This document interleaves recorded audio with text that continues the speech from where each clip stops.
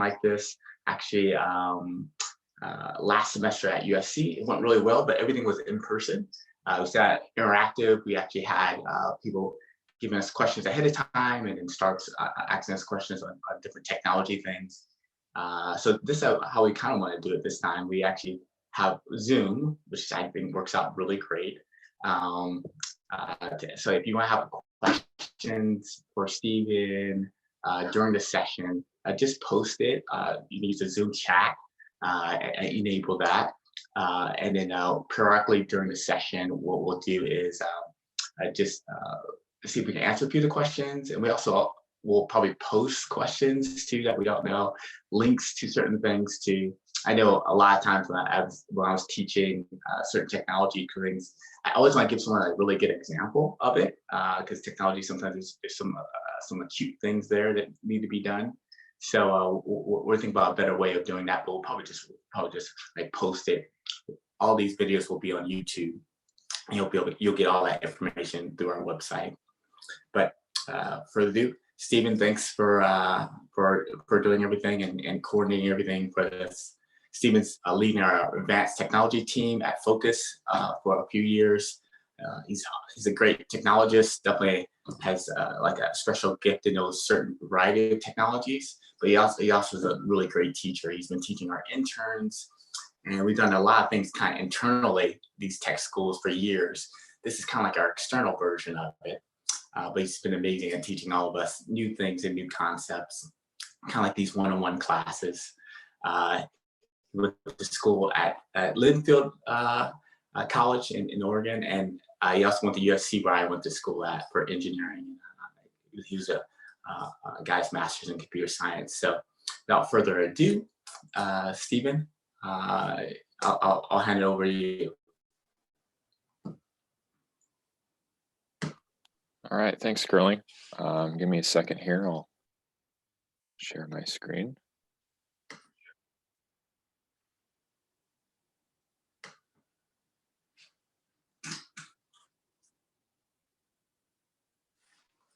All right. Yeah, so thanks for the intro, Curling.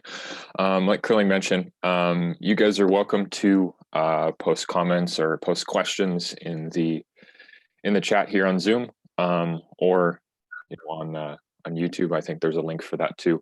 So and I will try to periodically check and see if there's any questions and maybe answer them as we go along, to kind of help you guys out too. So be open to, if you have questions, be willing to post them on there, and we'll try to get to as many as we can. All right, so today we're going to talk a little bit about big data and machine learning. These are kind of buzzwords, kind of hot topics, or they have been over the past couple of years. So we're going to try to give you guys kind of an intro to this. Hopefully you might learn something today that you didn't know before, and hopefully listening through this today is valuable for you. You guys find some value from it. So what on earth are we going to be talking about today? So first and foremost, we're going to talk about what big data is, what that encompasses, and how that impacts our lives today, and how that's kind of impacted our lives over the last few years. We're then going to transition and talk a little bit about the cloud, how that technology has kind of emerged, and what that means in terms of big data and how that's useful. Then we're going to transition from that into machine learning. What on earth can we do with all this data? We're going to talk about machine learning as one of those avenues to use that data and how that's useful today. And then we're going to talk a little bit about what the future holds, what that looks like moving forward. And yeah, so that's kind of the agenda for today. So hopefully that gives you guys kind of a roadmap as to what we're going to talk about. So we're going to start with the emergence of big data. So to kind of lay the foundation here, big data, it's more than just a buzzword that you might hear. So when you think about data, an easy way to quantify that, or to think about that in some sort of concrete terms, is to think about zeros. And what I mean by that is a whole lot of zeros. So researchers at IBM kind of estimate that people create over 2 quintillion bytes of data per day. So that's a 2 followed by 18 zeros, right? So that's a lot of data. So when we're talking about big data, the volume is massive, right? So another kind of tidbit to think about is, would you believe that 90% of all the data throughout history that's been gathered was generated in the last 2 years? Sounds like a crazy fact, right? But it's also something that, to think about as we think about big data and what that means. So this rapid expansion of information is formally called big data. That's kind of happened over the last few decades, kind of emerged. So what exactly is it, and what does this mean, right? So we're going to take a quick look. So to give you guys kind of a background here, we're going to talk about kind of a short history leading up to today. So while gathering, storing, and making sense of information in general terms goes back centuries, we're going to focus on just a recent history here. So we had something called the information explosion that happened in the 1940s, which was kind of this, explosion of published information. A lot more stuff was published, made publicly available, and things like that. So that happened, starting kind of in the 40s. By 1970, we kind of transitioned to IBM publishing their first research paper on relational databases, right? So people started thinking about ways, okay, now we're really trying to organize this data in different ways. And you can think of this as kind of Excel spreadsheets, right? And that's kind of what it was. So in 1995, the internet was started to be commercialized with information-only static websites. So it wasn't as dynamic or active as it was today. These were kind of static ways for you to view and access information, right? But this kind of changed the game in terms of how we access and how we see information. By 2004, you could, generate, distribute, store data on the internet, similar to, what you're available to do, today, right? So that was kind of the foundation of, information being widely available on the internet today. By about the mid 2000s, social media started emerging. So we have even more data that's being collected and used. So we have things like Facebook, Twitter, things like that are, collecting data and stuff like that. We also have YouTube and Netflix and other ways that you can view and stream other types of data, i.e. video content, right? So now that there's different types of data that are emerging and being collected as well.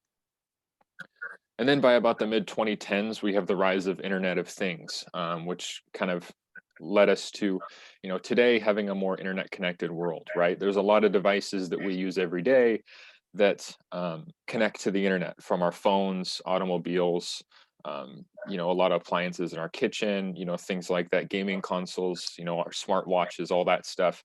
There's a lot of stuff that we have today that connects to the internet, and that whole interconnection of devices has led to the gathering of even more data, right? So today and moving forward, the scope of all this, big data is endless, and it becomes, widely useful in the world today. So today, more than ever, humans are kind of constantly engaged with devices that contribute to this flow of data, right? So this is kind of a big part of our lives, and it's kind of emerged at this big part of our lives. Something else to think about, by 2021, the average North American is expected to own at least 13 internet connected devices, right? So this is kind of that Internet of Things of where we are today. So things like phones, laptops, TVs, we talked about smartwatches, gaming consoles, your vehicles, stuff like that. These are all essentially data collection devices that we use every day.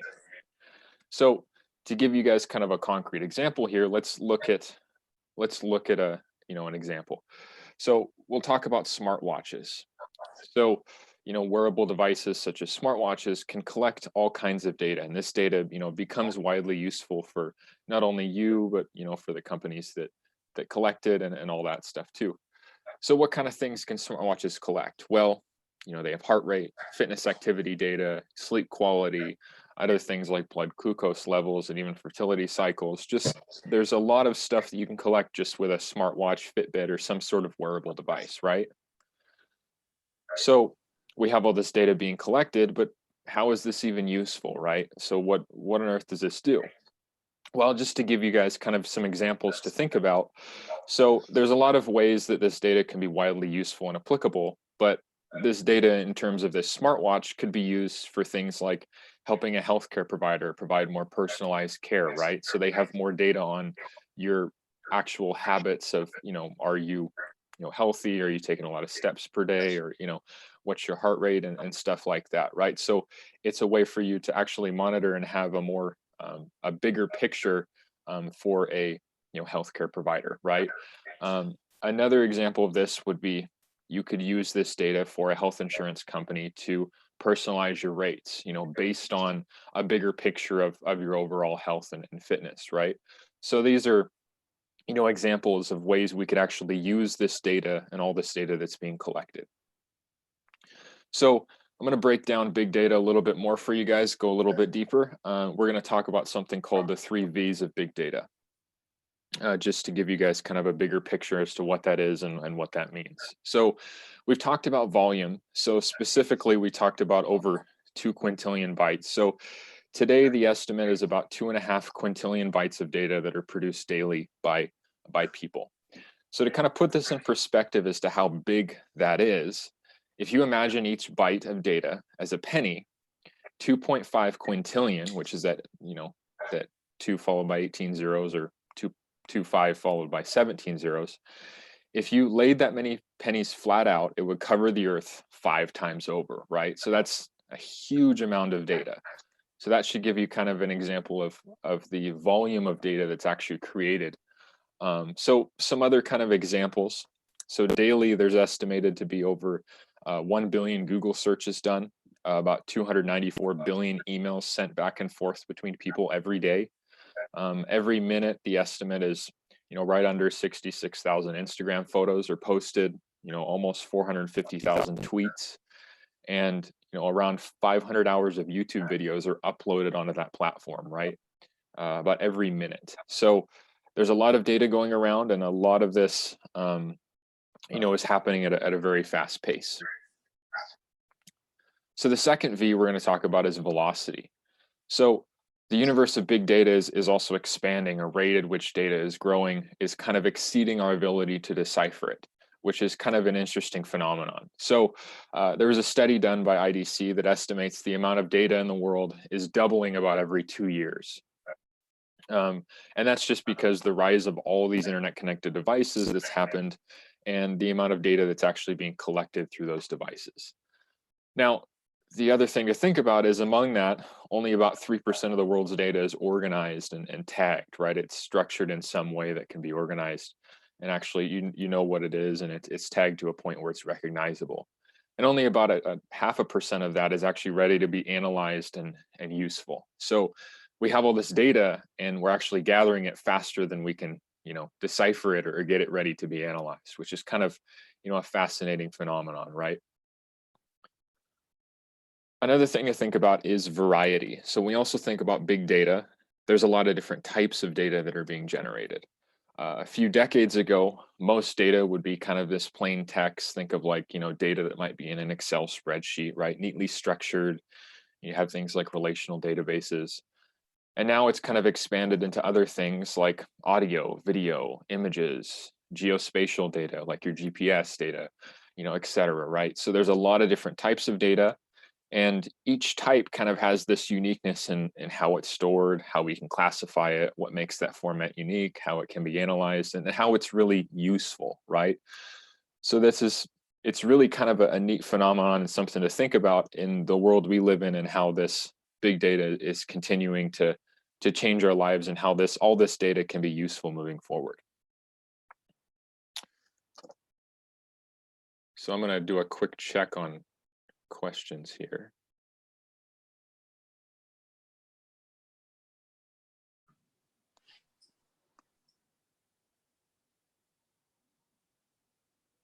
Okay, so it looks like we're all right on questions so far. There's just one, Stephen, that I seen offhand from Sure. pretty much you kind of covered it a little bit, but I'll read it verbatim. It says, how can entrepreneurs find use cases for transferring learning in such a rapid evolving environment? Well, I was kind of thinking, like, you did bring some use cases up just recently about health, but you're always good at doing examples. Is that might be covered a little bit later on in your talk Yeah. too. Yeah, so we're going to go over a few examples later on how this data can actually be used and how it's useful, and some examples, kind of real world examples, how people have used this data. We're going to dive into machine learning and cloud storage and what that means too. But hopefully that gives you guys some more use cases here. But there is a lot with the rise of big data. There's a lot of use cases that you could probably find to give you examples on how people are using this data, right? And what this means. That smartwatch was an example, but hopefully we're going to go over a few more examples, and if you still have questions beyond those examples, how it can be useful, or use cases like you're saying, just let me know afterwards and I'll do my best to give you guys some more too. Sounds good.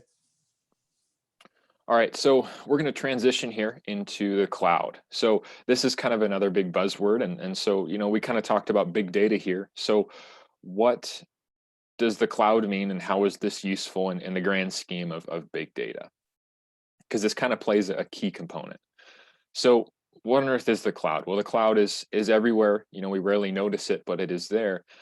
In the morning, checking email, checking traffic conditions on your phone. These are all interactions that you make with the cloud. While at work, you might use, if you're an engineer by some sort, you might use GitHub, as a code repository. You might, enter a customer information into some sort of software like Salesforce. You might onboard a new employee using something like Workday. You might view some of your old vacation photos on Dropbox or Google Drive, right? So these are all examples of cloud services. And we experience them, every day of our lives in many different ways. So why on earth is this called the cloud? How did that term even come about? And how does this relate to big data, right? How does this connect to what we just talked about? So the term cloud is kind of closely related to the internet. In kind of network diagrams that you might see a while ago, the complexity of the internet was shown as this cloud. And the reason was, it would, from an IT standpoint of somebody managing, let's say, the servers and the IT of a organization, the internet was beyond what they were actually responsible for, right? So you'd have some sort of a diagram to explain, the IT infrastructure of a company, and you'd have something like shown below, where the internet would be this cloud. And so with the emergence of the cloud today, they've kind of kept that term as a model to be able to share resources, right? You have on-demand access to things through the internet, things like data storage, software processing, things related to all those examples that we talked about before. So the things like accessing data storage, the software, it's pieces of the software itself, and actually the data processing might not be done locally on your phone or on your computer. It might be done behind the scenes in some sort of cloud service, and then you just kind of are able to quickly get the results and get what's important to you on your phone or on your computer, right? So which makes things a lot more convenient and accessible for us, as long as we have an internet connection, which is really cool. So big data in the cloud. So big data requires handling, these massive amounts of data that we talked about, right? Gigabytes of data, petabytes, these big volumes of data.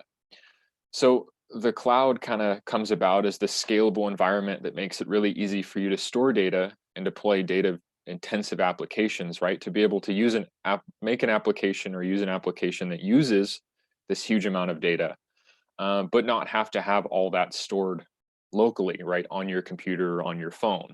Because I imagine your phone doesn't have a petabyte of data storage, right? So it also simplifies connectivity for employees across organizations and all that other stuff, right? So there's a lot of advantages that have come about and are part of our everyday lives because of the cloud.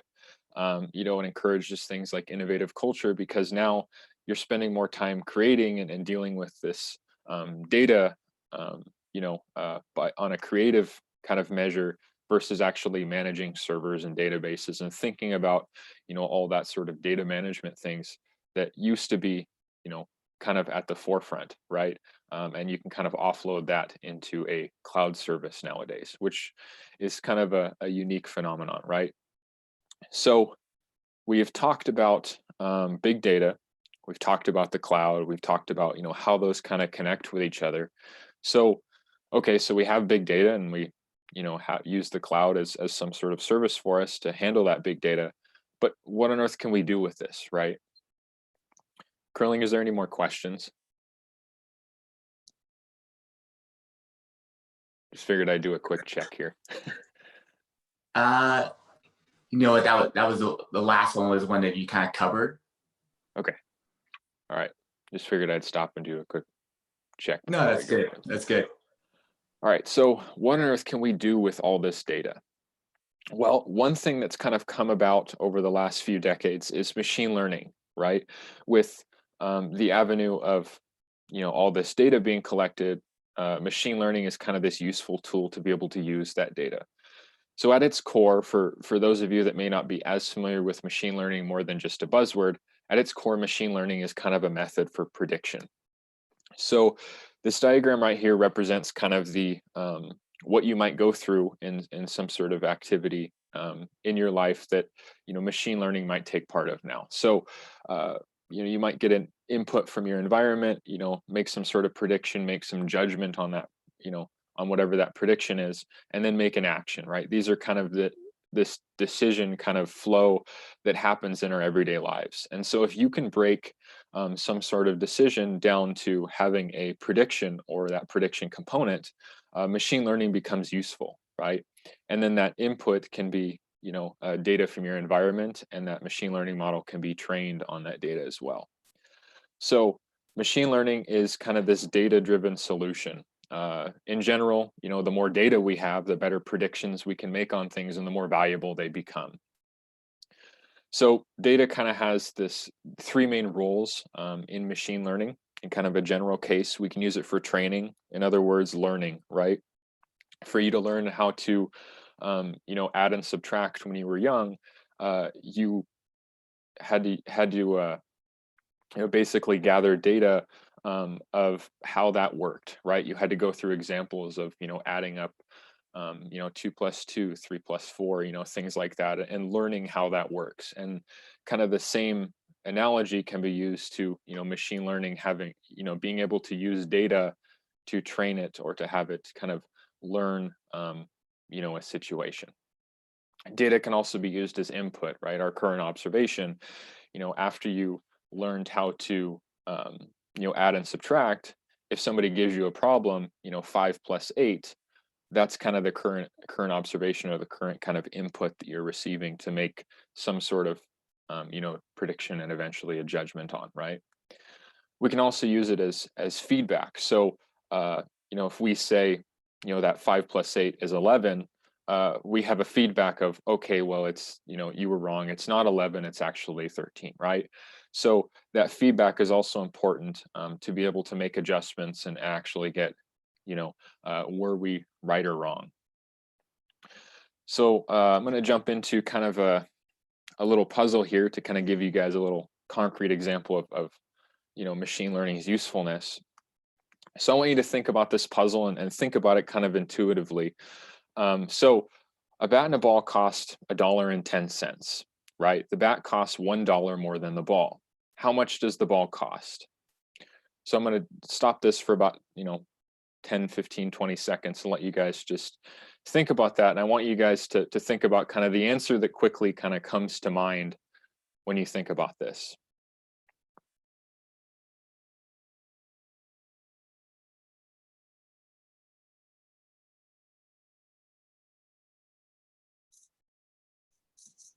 I feel like I should give out some sort of prize. Steven.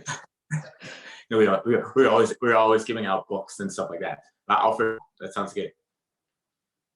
All right, so so hopefully that was enough time for you guys to think about that. So what does your intuition tell you here? So for most of us, a number kind of quickly came to mind, right? It was 10 cents, right? That ball must be 10 cents. But if we really kind of check the math here, the ball can't be 10 cents, right? Because if the bat costs $1 more than the ball and the ball's 10 cents, then we have 10 cents and $1.10, which isn't that cost that we talked about, right? This isn't the 110. So if you kind of resisted intuition, resisted that urge to just say it was 10 cents, you might have found the answer was actually 5 cents, right? Because the numbers kind of add up there, right? 5 cents, $1.05, you have that $1.10 total value.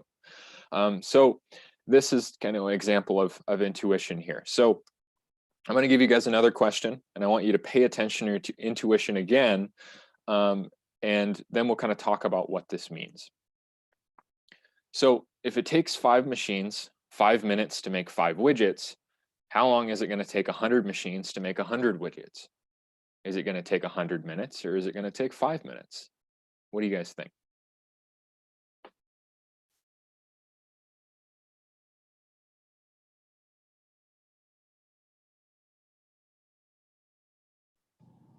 Okay, this one deserves a prize. Someone chats in, I'll hook them up with something.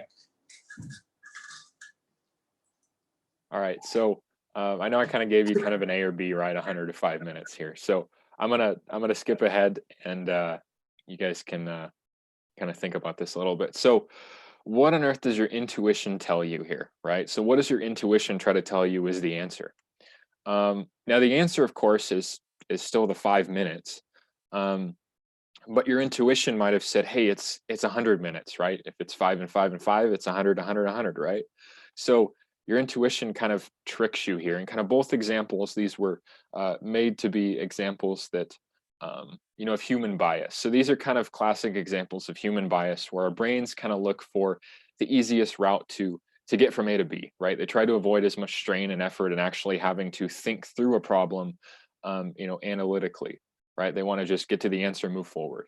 So this is one of the reasons why machine learning in and of itself is useful, in that you can, you know, avoid some of that bias that comes about by, you know, examples like this, where we might be prone to bias, or we might be able to avoid that or mitigate some of that with something like machine learning, especially if we have a large amount of data to be able to feed that machine learning. So why does this mean machine learning is useful? Well, algorithms in and of itself can be less biased than humans in a general case. Now, there is a silver lining to this, and I'll give you kind of a concrete use case here in a minute. But your data can also be biased, which can lead to a biased prediction. You know, machines, or, you know, machine learning works very well with complex interactions between different, you know, a lot of data. Think about like the movie Moneyball, right? Rich data sets are also kind of this sweet spot for machine learning. Some examples of this are fraud detection. There's, you know, fraudulent charges that might happen in your credit card that you never actually see, because they're detected and dealt with before, you know, they ever get to you, because of the machine learning that some of these, you know, credit card companies have actually implemented as, you know, a fraud detection. Another example of this is medical diagnosis, and we'll dive into a use case for that actually later too. So how can this data be biased? Well, here's kind of a concrete example about how. So in the 1980s, they kind of first, you know, started dealing with some of these big machine learning and AI problems. And one of the big things they tried to do was a team tried to use machine learning and try to build an AI to play chess. They wanted to be able to beat some of these great chess players. They said, could we do it, right? So they trained it on hundreds and thousands of different moves from these grandmaster games. Now, grandmasters are kind of these elite, kind of top level chess players of their day. And everything seemed absolutely great until they actually had it play someone, right? The AI established some sort of a strategy, you know, had an attack, started playing, started having moves, and then immediately it would just sacrifice its queen. And so they said, what the heck, what's happening here, right? Why is this happening? Why is this AI just sacrificing its queen? We've trained it on all these amazing, you know, grandmaster games, right? We had all this data that we've trained it on. What's happening? Now, what actually happened was when a grandmaster sacrifices their queen, it's usually kind of this brilliant and decisive blow, right? That's going to lead to a win. They do it for a reason. There's a strategy behind it. Now, this AI was trained on this diet of grandmaster games, and so that's all it knew. That's all the data that it had ever seen. So its prediction was that, hey, if I just give up my queen, that's the easiest way for me to win, because whenever that happens, these grandmasters win their games, right? So this is kind of a funny example, right? Of this, your data set can actually be biased and lead to this biased prediction of, hey, if I just give up my queen, I can win this game, because that's all, every time I've seen somebody give up their queen, it's this brilliant move that's going to allow them to win the game. So you can read more about this actual example in a book called Deep Thinking by Gary Kasparov, and it kind of goes into that a little bit more, what they did in AI in the 1980s and in playing chess. So another example here is sometimes when humans and machines kind of work together and we use kind of the best of both worlds in machine learning, where the data we have allows us to be effective in one manner but not effective in the other, prediction can become more accurate when we actually use both. So a concrete example of this, or a use case, is in 2016, there was a group of Harvard and MIT researchers that tried to train an AI to detect cancer. So they had all these, examples of etiology scans of, breast cancer and what isn't breast cancer. So they used both human and machine prediction to hit this very, very high accuracy rate, 99.5% accurate in looking at these scans, which was better than either one could do individually. So they tried to use kind of the best of both worlds, kind of have them work together, have these actual experts look at it and have, the AI actually be useful as well. So that's kind of crazy. So how on earth did they do that? How did they make these kind of work together? Well, first and foremost, they realized that humans were way more accurate in predicting when that cancer was actually there. And the AI was a lot more accurate at predicting when the cancer wasn't there.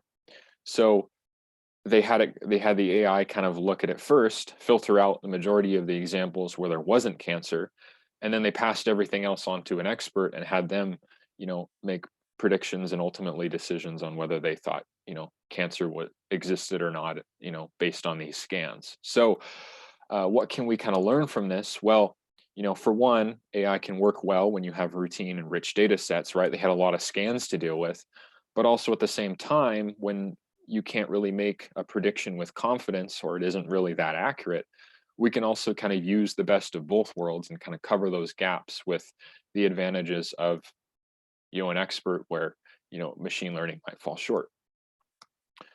So kind of in retrospect here, big data and machine learning is this huge opportunity that's kind of presented itself over the last few decades. It's opened up a whole new world, savings, boosting performance for a lot of things that, tidbits to kind of think about, if anything, maybe some stuff that decision-making process, decision-making in their everyday lives, it's jobs, and create a lot of, industries that may not have existed. And data and machine learning are complements. So we talked about machine learning as a way to actually use that data. And so a machine learning model will ultimately, in a general case, be of limited value unless you have a lot of data to feed it. Now, thankfully, big data has kind of, been a driver of that. So if, you are a startup, for those of you that are a startup and want to use, this to your advantage, if it is data driven and you don't have access to that data internally, a strategy might be needed to actually gather that data, or to get the data you need to make that technology useful to you. And then a few more things to think about. So, we talked about big data, machine learning continuing to change our lives, but it also is going to bring about new challenges, such as, security, our, our reliance on a network connection, and actually compliance, right? If you're trying to use machine learning in the health profession, you have to follow HIPAA and other compliances that are set in place. So, that varies industry to industry, but those are also things to think about as well. But like we said before, it's going to solve a lot of problems. It's going to open up a new world of jobs, services, platforms, things like that. And there's also limits to what we can actually do today as well. And recognizing those limits of when, machine learning might be very useful based on the data we have, and when, passing that prediction actually off to a person rather than, using that data we've collected, also allows us to exploit, both of those strengths and be able to, ultimately provide a more robust solution than using each other individually. So that's the talk for today. Hope that it was useful for you guys. We'll open it up to some questions, and hopefully we can answer any of them and help you guys out. Thanks, Stephen. Yeah, we had some really good questions. I know earlier about those use cases. We'll see if we can if that was answered correctly on that one. But the second question we had was really interesting. I've been studying some of this topic for a little bit, so I can maybe give some insight to this question too, Stephen. But Sure. pretty much it says, I'll give a little synopsis, but basically it was the participant heard a term called hypermass datafication being cited in numerous papers from international institutions. Is this term interchangeable with big data, or is it a little bit off topic, so offhand? But the main thing is actually explain the difference maybe from datafication and big data. Sure. Curling, you said you had some insight on that? Yeah, I did. I think the one thing is actually just since we did a lot of data and we did a lot of research at USC on how we can use various data just to understand people. Datafication in some ways is how can you use data around someone's kind of like life or in different aspects to actually glean or inference from people or a little bit about it. One use case I've seen offhand was the fact that insurance companies using data from other streams, from credit card usages or other things, to see if you actually are a profile risk for your insurance. So them getting other data from that. So one, I guess, key difference is for this datafication to happen, big cloud, like big data and cloud had to come about, right? We had to actually have some sort of really great platform to make this great kind of data warehousing of data. So datafication in some ways has been really, I guess, elevated because of big data and machine learning. That explains a little bit, but that use case about insurance was one. But one recently I've seen use case was there was like this map of the U.S. showing what states have been doing good at social distancing. And how they've been looking at that is actually looking at just cell phone data and seeing how that relates to how close people got, right? And seeing even certain states were graded worse than the other ones based on this data, right? So that's one use case of datafication. But I believe for something of that need to happen, we actually needed to have these great platforms like Twitter and all these other platforms to bring in this great kind of profile of information that we can glean all this insights from. But I've been studying that for a while, so that was a little bit of my insights though, and how big data and cloud has kind of helped elevate some of those things. Hopefully that was helpful, Stuart. And the other one was the use case. In some ways, I think you did a great job on answering that, Stephen. But any other use cases? In terms of maybe to bridge the gap between those two questions, I think you kind of answered the hyper datafication pretty well. But there's also been, I guess, something to add to that was you've seen kind of this datafication of a lot of companies over the past decade, and actually using where 10, 12 years ago they would have never thought to use data or whatever be useful in their business model. But now it's helped them make decisions and really transform, the ways they interact with their customers through their products or whatnot, right? An example of this that we might see in our everyday lives is if let's say you use your computer every day, you're, let's say using routine Google searches, maybe buying some products on Amazon, whatever else, you might see ads related to something you viewed before. And what that means is if you've ever, I don't know, if you've ever actually watched, let's say a television program and an ad comes on for, let's say, some smoking medication, and you're sitting here thinking, well, I'm, 24 years old. Why? I don't need to listen to an ad about, smoking, right? Well, it's that concept of, okay, well, if we can learn a little bit more about you, we can actually have advertisements that are more relative to products that you might actually enjoy or actually might be valuable for you to actually see. So it's like kind of trying to change that,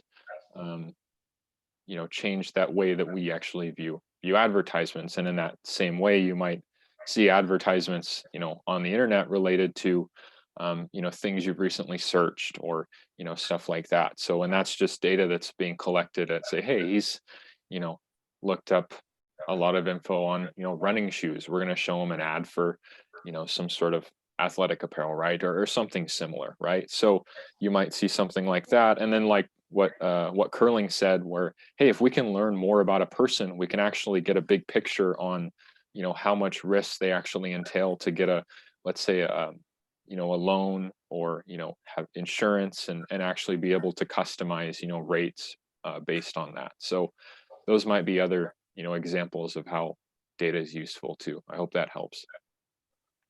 That was good. We got a follow-up question too. This is good. I feel like we always should have some sort of resources we give people after these, because it's kind of always like a lot of information for people. But I think the one thing is that what's the best resource for students who are kind of studying entrepreneurship? Okay, kind of want to understand a little bit more about how they can use these kind of data relationships using machine learning. So maybe some resources offhand. I know you've been reading a lot of different things. I've been reading a lot of different things, but was there some specific resources we can kind of like send out, or offhand for everyone who's listening? Yeah, let me I'll see if I can Curly, get and a I was list. thinking, Yeah. I think one of the big resources that's available for anybody to use with free trials is all the Amazon machine learning. Yeah. Apple has their machine learning. And so people can play around with those data relationships and data, try to get a better understanding. So that's just one thing that comes to my mind when I think of ways in which entrepreneurs can start tinkering with machine learning. Oh, that's great, Sam. And I like how you actually brought, because I know all kind of you guys are doing a lot of stuff with Apple too. But definitely on the Amazon side, and even for our current cohort, we're actually giving them Amazon AWS credits that actually has access to actually even using these kind of like a sandbox, right? To do some of these things. But Amazon does have some really good white papers too. The one white paper that came to mind when I seen the question was that AWS has this tool called SageMaker. It's kind of like using machine learning and creating models. And they had this really great article. I can send it out to everyone, talking about how pretty much the MLB, kind of like the National Baseball League, has actually used some of the technology. They have all these kind of like, you could actually profile certain people and profile batters and pitchers and do all these really great like simulations and somewhat real time on like, do we think that that person's gonna be able to steal the base or not? Is this pitcher and this batter, what relationship it's gonna have with that? Is it, so it's really interesting. So I'll send that article on that one because it shows how data is used kind of real time, helping with people just watching sports, which I think I love that. It gives people more realistic use cases, right? Because everyone watches sports and things of that nature. But that was one resource. But yeah.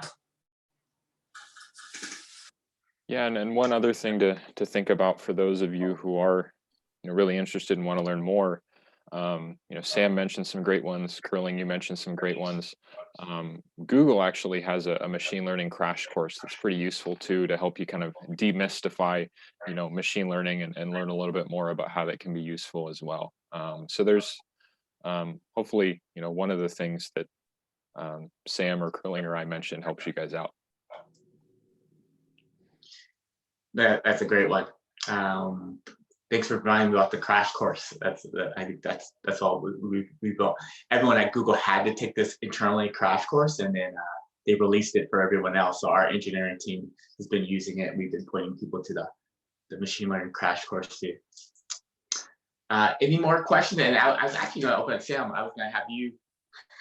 I know part of the cohorts on the call, but do you have any other any announcements or anything you want to? Well, I was just going to make a couple comments for those who are doing kind of the entrepreneurial route and how big data, some of the things to think about. First of all, the way I teach is always about problem, solution, business model. So big data plays into all three of those components. Big data creates problems that need to be solved. We talked about a few of those: privacy, there's storage, there's transfer. There's a lot of different things that are related to the problems that big data creates. And so there might be some opportunities to try to solve those. Big data plays into solutions, and Curlian has shared a couple, sharing about the base, but you can create products that you sell that rely on this machine learning tools and techniques to provide solutions to people's problems. And then finally, the business model. Big data can play into improving efficiencies within your business. Think of, for example, YouTube. I think they said 500 hours are posted every minute on YouTube. There's no way, Stephen was saying that there's no way that YouTube could have a human review all 500 hours. It would be impossible for their operations to consider that. So they use, again, these type of machine learning algorithms to see what's being posted, whether it violates intellectual property of another person or company, et cetera. So in each of those quadrants, you can find ways in which big data, machine learning can play an important role in your business. So I think it's useful for anybody who is entrepreneurial to consider how can we use data, machine learning to have a better business. Oh, that's great, Sam. I think we all have this kind of entrepreneurial spirit. So it's always fun to actually try to solve these problems with all this new technology. One thing I have, Stephen, I know you have been reading off some things. So I know we'll come up with maybe a resource list. We'll put it under the YouTube. What we have to do, we can send out an email with like a little resource list. But you've been learning a lot. Was there one book or one article offhand that you recommend? Yeah. Let's see. I guess when we talk about human bias and things like that in terms of when it might be useful, there's a book that talks a little bit about that. That's kind of neat, called Thinking Fast and Slow. There's also a book that kind of goes into machine learning from kind of a business and entrepreneurial perspective rather than just like an engineering and strictly, technical perspective. And that book is titled Prediction Machines. And we've actually, like one of the talks that we've done prior, some of the examples are actually based off some stuff in that book. So those might be books to kind of give you a bit more insight on those two as well. But there's a lot of stuff out there, like Sam mentioned and Curling mentioned. There's a lot of resources out there for people to use. Great. At this point, I think we can kind of conclude it. But I thank you so much, Stephen. This is always really fun too, because each time we do tech school, I told everyone like I learn things too, right? Because all of our engineering team always like reads different things, so it's always really fun. It's always a treat. It's always a treat for me too. And Sam's always very insightful too, and thanks Sam for coming on.